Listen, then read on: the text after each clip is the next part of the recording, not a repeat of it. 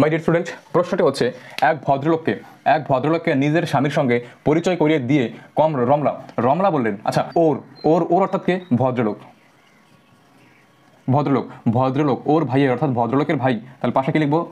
ভাই। ওর ভাইয়ের বাবা অর্থাৎ কি? ভদ্রলোকেরও বাবা হবে, তাহলে এরও কি হবে? বাবা হবে। ওকে, হলো আমার অর্থাৎ কে? রমলার ঠাকুরদার, আমার ঠাকুরদার অর্থাৎ রমলার ঠাকুরদার। অর্থাৎ দেখো, রমলার বাবা আছে, বাবার যে বাবা সে হচ্ছে কি? রমলার ঠাকুরদা। দেখো নেক্সট, আমার ঠাকুরদার একমাত্র পুত্র। আচ্ছা, রমলার ঠাকুরদার একমাত্র পুত্র অর্থাৎ রমলার বাবা নিজে। অর্থাৎ দেখো, এই বাবা একই বাবা, দুজন কি? একই বাবা। অর্থাৎ এই ভদ্রলোক, ভাই, রমলা এরা কি? একই বাবার তিন সন্তান, অর্থাৎ এরা তিনজন কি? পরস্পর ভাই বোন। তার বলো রমলা ভদ্রলোকের কে হয়?